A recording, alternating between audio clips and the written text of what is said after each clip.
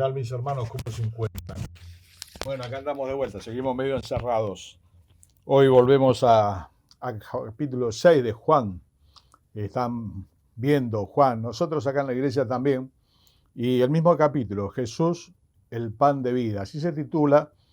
Y bueno, ahí se relata este milagro poderoso que la Biblia señala que ocurrió 2 veces, por lo menos.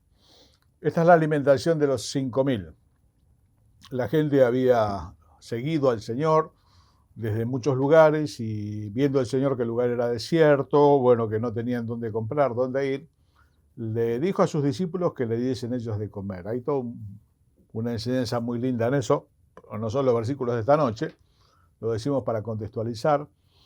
Y bueno, ellos empezaban a pensar cómo hacer 200 denarios, un poco de plata, pero bueno, finalmente vieron que había un chiquito con 5 panes y 2 peces. Y los trajeron al Señor. Y el Señor hizo ese milagro único que ningún otro pudo hacer. Los apóstoles hicieron milagros, pero no sobre alimentos o sobre vino. El Señor transformó el agua en vino. O sobre los agentes de la naturaleza, la tormenta. Sí hicieron milagros de sanidad, echaban fuera demonios. Pero esto que ocurrió acá es una atribución únicamente de Dios, porque de esos 5 panes y 2 peces salió para alimentar tal vez 10.000 o 15.000 personas, porque en ese momento se contaban solamente los hombres. Así que sobraron 12 cestas llenas,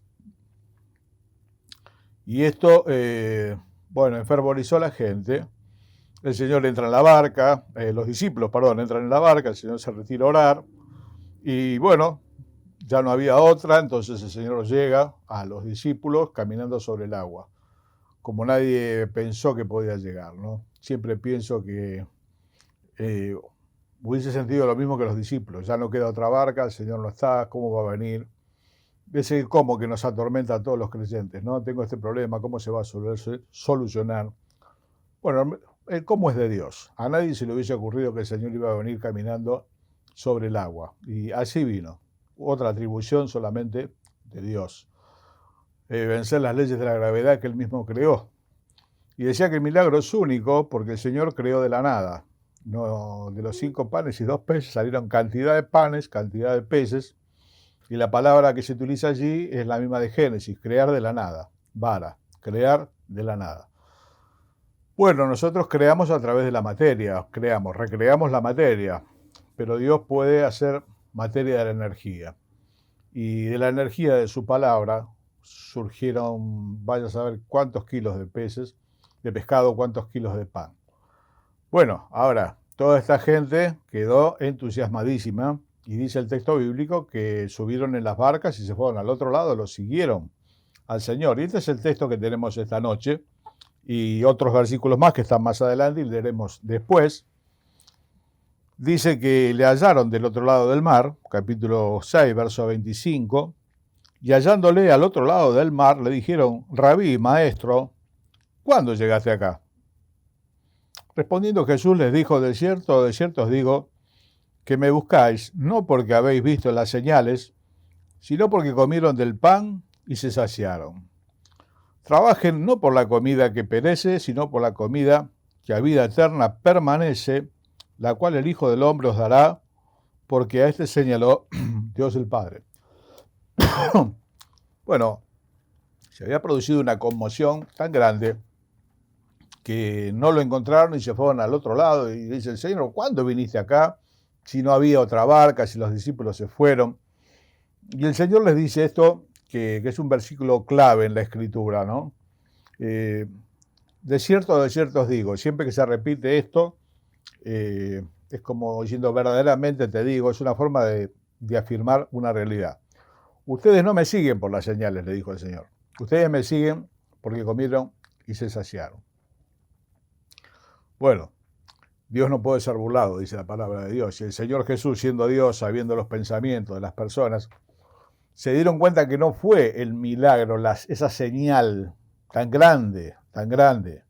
Nicodemo sí se dio cuenta. Ahí en Juan 3 le dijo: ninguno puede hacer las obras que tú haces si Dios no está con él. Se dio cuenta que ahí había otra cosa Pero ante semejante milagro de que de 5 panes y 2 peces, como una multitud de, repito, tal vez 10.000, 15.000 personas, no lo vieron. Lo que vieron es que se les llenó la panza. Eso es lo que vieron.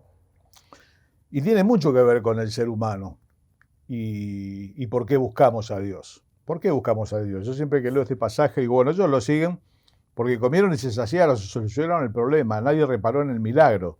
No sé si habrán preguntado de dónde salían los panes, los peces, comieron hasta que se saciaron y les gustó tanto que dijeron, bueno, vamos a seguirlo porque seguramente que habrá más o habrá otro menú. Pero hermano, la pregunta es por qué le seguimos nosotros, aquellos que por la gracia de Dios nos hemos acercado al Señor, que le conocemos hace muchos años. Ellos se acercaron para comer de vuelta, para que el Señor les solucione los problemas. Y es verdad que muchos hemos venido al Señor con problemas o a través de problemas llegamos al Señor en necesidad. Y bueno, y obviamente Dios es bueno y tal vez utilizó ese canal para traernos a su presencia, pero una vez renacidos, una vez recibido el Espíritu Santo, una vez habiendo conocido al Señor, la persona del Señor, más allá de la dádiva, la pregunta es, ¿por qué nosotros le seguimos? Porque ellos venían para ver qué hay de comer hoy. ¿Qué hay de comer hoy, no? Ahí en los comedores se pone lunes tal comida, martes tal comida. Bueno, listo, llegó el Mesías. Este es el Mesías que ellos esperaban. Un Mesías que les daba de comer, que les iba a sacar a los romanos de encima, que solucionaba los problemas. Bueno, hermanos, a veces se confunde a Dios con el genio de la lámpara, ¿no? El genio de la lámpara es aquella historia del que iba caminando y encontró una lámpara y la empezó a frotar y salió el genio y le dijo que podía pedir 3 deseos. Bueno, depende de quién cuente la historia, 3, 1, ¿no? Y bueno, ese genio hace lo que le pidan. Y si bien el Señor nos dijo que pidamos, que se nos va a dar, lo que pidiésemos al Padre en su nombre, el Señor lo iba a dar, Dios quiere algo más de nosotros. Es verdad que el Señor soluciona nuestros problemas, dice la palabra de Dios, nada falta a los que le temen. Pero, ¿qué pasa con Él? ¿Por qué pregunto esto? Porque a veces cuando no recibimos lo que pedimos o no tenemos las soluciones que queremos, los creyentes nos enojamos. Nos enojamos. Yo lamentablemente tengo que confesar, alguna vez me dijo usted, como Jonás, ¿no? No se hizo como Jonás quería, y Jonás se enojó muchísimo. Y Dios le dijo, ¿hacés bien en enojarte tanto? Bueno, estaba que echaba chispas. ¿Por qué? Porque Dios no había hecho lo que él quiso. Él lo que quería que Dios matase a todos los ninivitas, listo, ya está. Y Dios tenía otro plan, de que él fuese a los ninivitas y le predicase el arrepentimiento, y esos asesinos, que eran asesinos, vivían de la rapiña y del vandalismo, se convirtiesen.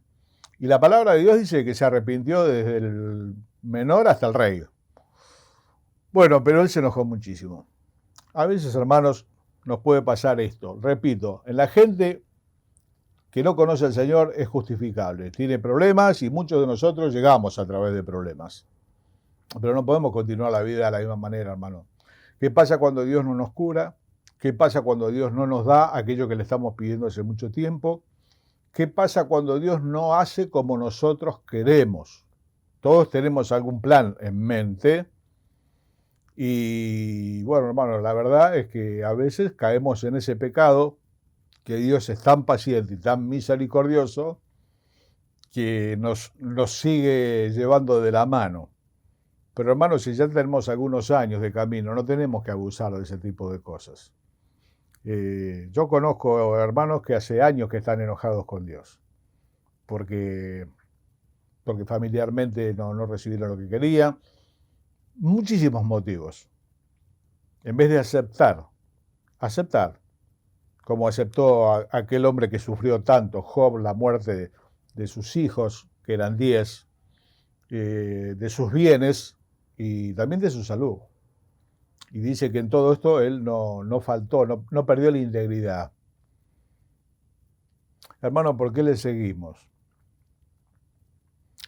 Estamos viendo la persona del Señor, su atractivo.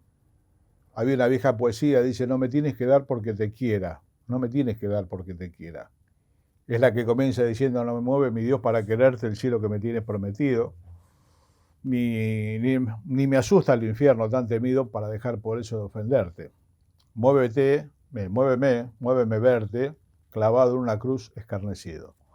Y en otra estrofa dice, no me tienes que dar porque te quiera, porque si no, igualmente te querría. No recuerdo ahora bien, pero esa frase siempre la recordé, no me tienes que dar porque te quiera. El Señor nos dio. Yo siempre testifico, me gusta mucho testificar.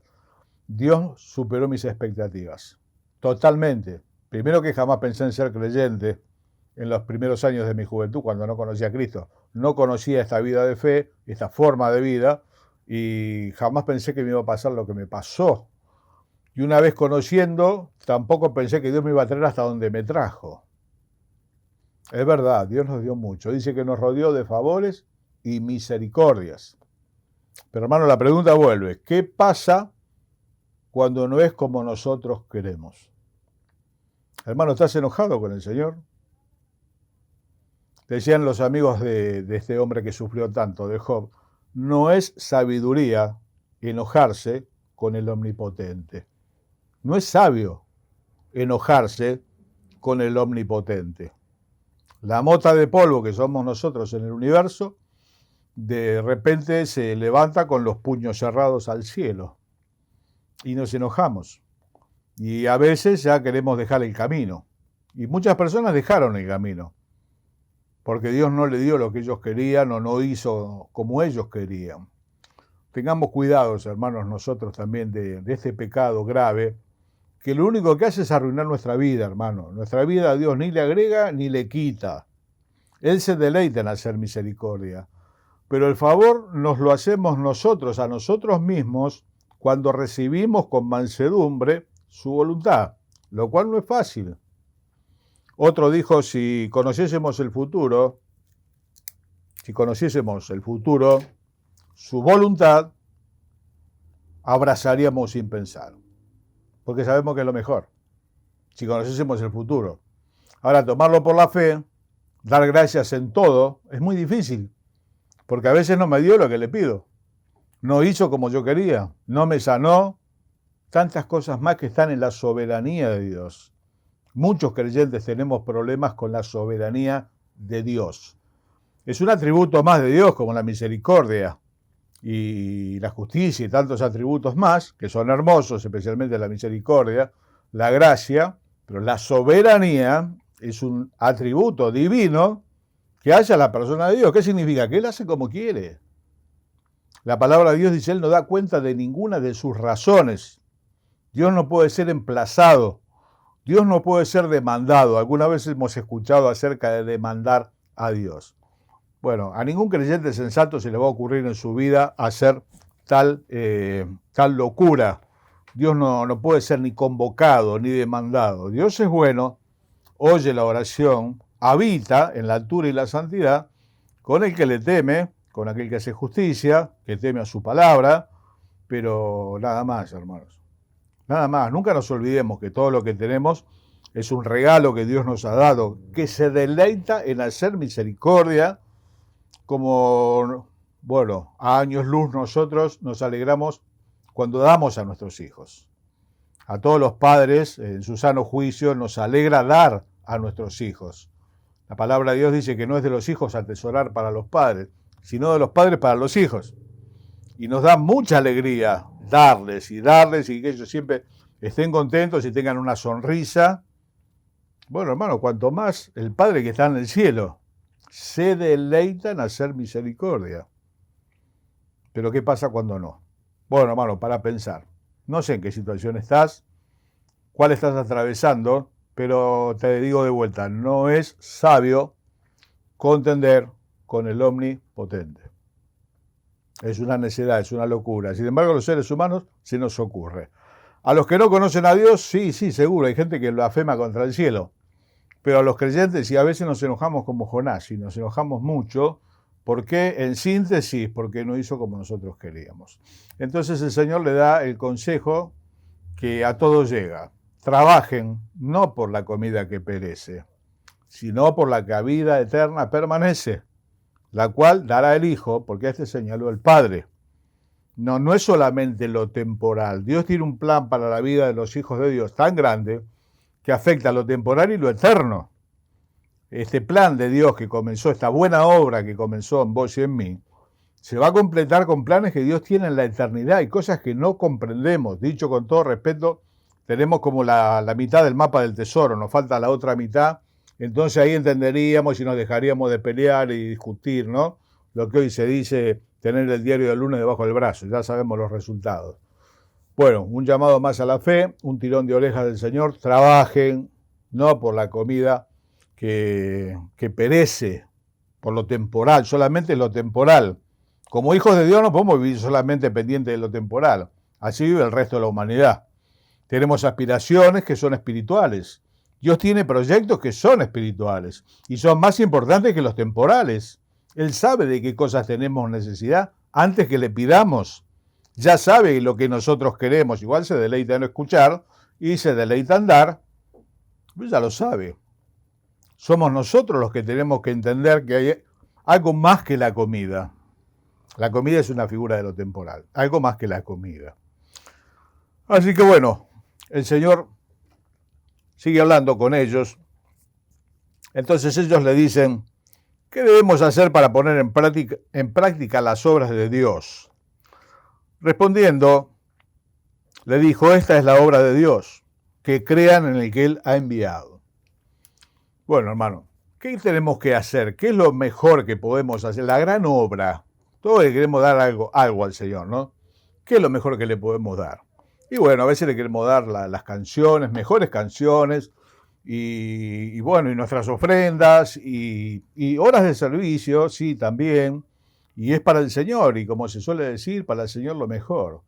Pero hermano, a Dios no hay cosa que le deleite más de que le crean lo que Él dice. Hay un regalo mayor para el corazón de Dios que la fe de sus hijos. Cuando aquel centurión le dijo al Señor, no hace falta que vengas bajo mi techo, que había ido a interceder por un siervo suyo que estaba enfermo. Dijo, yo no soy digno que entres bajo mi techo. Un centurión romano, no era del pueblo judío, nada, no tenía idea de nada. Le fue a pedir al Señor por su siervo que estaba enfermo. Y le dijo, di la palabra y mi siervo sanará. Y dice el texto que el Señor Jesús se maravilló. Y dijo, ni aún en Israel he encontrado tanta fe. Hermano, no hay nada que a Dios lo pueda sorprender o lo pueda maravillar. Nuestro gran esfuerzo, tantas cosas que hacemos bien en hacerlas. Que quede claro, fuimos salvos para andar en esas buenas obras que Dios preparó de antemano. Pero no hay cosa que le deleite más el corazón de que sus hijos le crean. Siendo nosotros simples mortales, nos duele muchísimo cuando las personas no confían en nosotros. Ya sean nuestros hijos, seres queridos, personas muy allegadas, a quienes les hemos dado la palabra de que lo vamos a hacer, y bueno, uno ve que no confía. Y nos sentimos mal, como diciendo, no me creyó, no soy digno de confianza. Hermano, Dios es digno de confianza, de toda confianza. Dice, fíjate de Jehová de todo tu corazón y no te apoyes en tu propia prudencia. Esa es la invitación, a creer. El libro de Génesis dice que Abraham, aquel patriarca, le creyó a Dios. Le creyó a Dios. No en Dios. Le creyó a Dios lo que Dios decía, aunque él no veía nada. De lo que Dios le estaba diciendo no veía nada. Y le fue contado por justicia, le fue contado como una gran obra. Sí, hermano, a Dios le deleita que sus hijos le creamos. Está bien el servicio, vuelvo a decir, está bien la canción, está bien el dinero, porque es parte de lo que podemos hacer para el Señor en gratitud, pero nada le deleita más como esa fe del centurión que le dijo, no hace falta que vengas, decir la palabra, mi siervo se cura. ¿Cuál es la obra de Dios? Que crean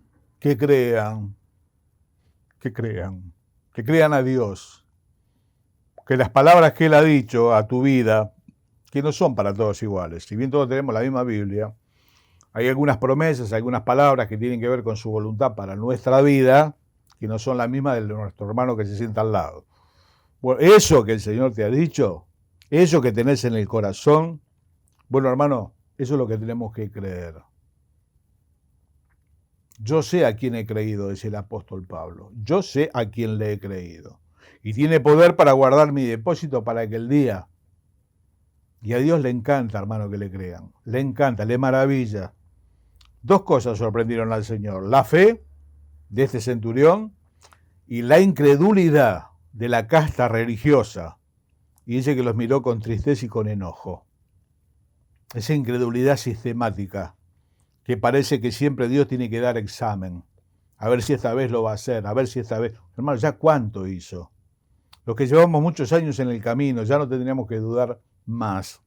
Y no permitir que de lo que nos fue dicho, vuelvo a repetir, de lo que nos fue dicho a través de la palabra, a través de la comunión en oración, nosotros allí nos aferremos. Esa es la gran obra, que le creamos. Bueno, entonces le dijeron, qué manera de no entender, ¿no? Bueno, entonces, ¿qué señal haces para que te creamos? Por eso decía que no le llamó tanto la atención la multiplicación, que salgan peces de la nada, que salga pescado de la nada, como que se llenaron la panza, y como que era normal, diciendo, bueno, listo, ahora hoy son 20 toneladas más. No, ¿para qué salieron de la nada? Entonces se preguntan, ¿y qué señal haces? Bueno, hermano, esto también nos deja una enseñanza, ¿eh?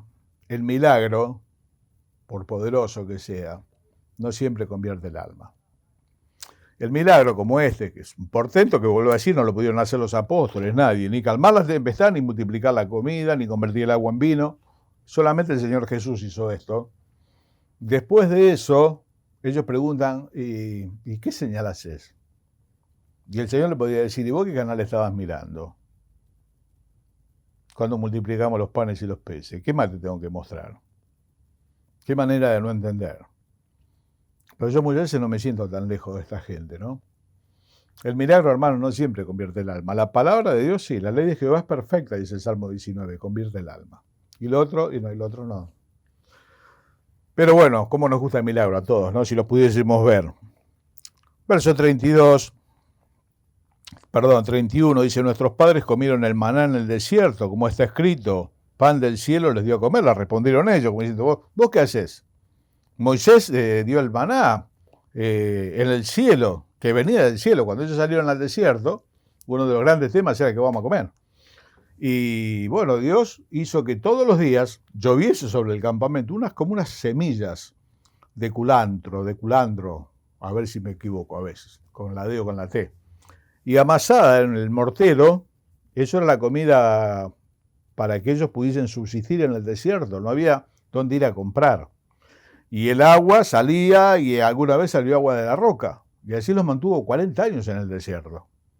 Y ellos le dicen, mirá, nuestros padres comieron el maná en el desierto, como está escrito, pan del cielo les dio a comer. Diciendo, ¿vos qué haces? Bueno, hermano, el maná es una figura de Cristo. El maná es una figura de Cristo. Todos los días había que salir, juntar, comer, y eso preservaba la vida del alma. Y es una figura de Cristo, y Cristo es la palabra. Yo esto lo repito muchas veces hasta que nos queda por repetición, ¿no? Dios es el Hijo es el Espíritu Santo, y el Espíritu Santo es la palabra, todo es igual. Y ellos tenían que salir y tomar lo necesario para el día. Y con eso se mantenía la vida biológica. Y bueno, hasta en algún momento se cansaron, ¿no? Querían otras cosas más. Y llovieron codornices, bueno, hay toda una enseñanza grande ahí, pero era para su mal. En el verso 32 dice, no les dio Moisés el pan del cielo, mas mi Padre os da el verdadero pan del cielo. El que descendió del cielo y da vida al mundo. Le dijeron, Señor, danos siempre de este pan. Siguen sin entender. Entonces el Señor, por lo claro, le dice, yo soy el pan de vida. El que a mí viene no tendrá hambre nunca. Y el que en mí cree no tendrá sed jamás.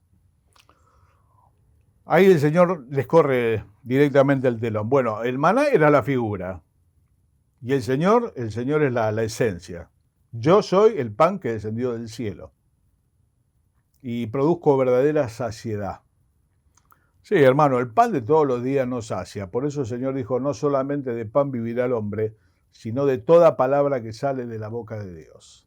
¿Necesitamos llenar la panza? Necesitamos llenar la panza. Ellos en el desierto tenían que llenar la panza. Para eso llovía el maná. Pero tenemos que llenar el alma, hermano. Y el alma con lo único que se llena es con la palabra de Dios. O con Cristo, que viene haciendo exactamente la misma cosa. Mi alma tiene sed de Dios, decía el salmista, del Dios vivo. No se llena con otra cosa. Y produce verdadera saciedad. Lo material jamás va a poder saciar el estómago espiritual. Nunca. Son dos canales distintos. Lo material llena la panza. Lo espiritual, las palabras, llenan el alma y producen saciedad. Y hermano, la saciedad es un signo hermoso, una muestra hermosa del obrar de Dios en la vida. Qué lindo que es estar satisfecho con lo que Dios nos da, en lo material, en lo espiritual, y poder decir a quién tengo yo en el cielo sino a ti, y fuera de ti, nada quiero. No, mi alma está callada en Dios, decía el salmista. Y el poeta dijo, si paso algún río, es aquí mi canción. Y había perdido la familia al pasar con un barco por ese lugar en otro naufragio.